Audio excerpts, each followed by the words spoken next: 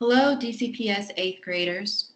My name is Miss Mills, and I'm a teacher at Rose L. Hardy Middle School in DC Public Schools. For weeks 4 and 5 of the Social Studies Learning Plan, we are going to be learning about westward expansion in order to answer the compelling question, who were the winners and losers of American expansion? First, let's think about the compelling question and what does the word expansion mean? Expansion means to grow larger in size or quantity. During the 19th century, the United States grew in many ways. Now let's think about the first supporting question, how did the U.S. expand politically? America grew politically by becoming a larger influence in world politics with the Monroe Doctrine, specifically discussing European intervention in South America.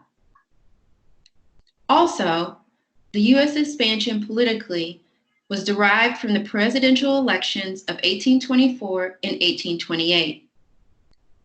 Remember, popular votes and electoral votes do not necessarily guarantee that a candidate will win an election. Next, you will answer supporting question 2. How did the U.S. expand geographically? America grew geographically by increasing its control of land on the western region of the continent. Specifically, this land expansion was supported by the idea of manifest destiny. You will be asked to read excerpts from this document written by John L. O'Sullivan. Also, in order to understand the geographic expansion of the United States, we will investigate the expansion of slavery and the rise in cotton production between 1820 and 1860.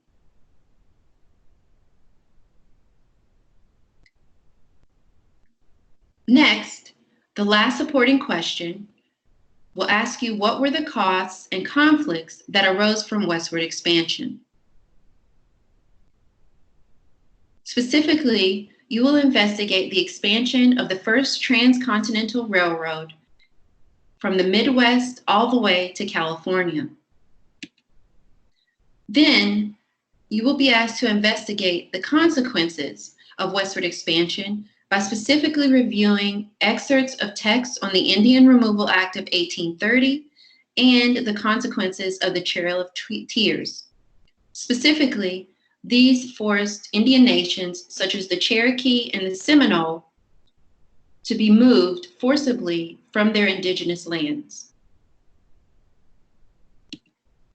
Then you will use the skills and knowledge you have acquired by answering these supporting questions to return to the larger compelling question, who were the winners and losers of American expansion? In order to answer this question, the performance task for a distance learning plan of weeks 4 and 5 will ask you to write a 5-paragraph letter to your teacher that explains how westward expansion affected people differently and argue for or against a form of reparations to compensate Native Americans. You will need to put your new knowledge into practice using all of the information, specific details from the Monroe Doctrine, Manifest Destiny, and other sources on how America expanded, and all of this should be included in the letter you will write to your teacher. Thank you for all of your hard work. Remember, you have the resources and knowledge available to you to complete this task, and your teacher and I, we all appreciate your hard work and effort.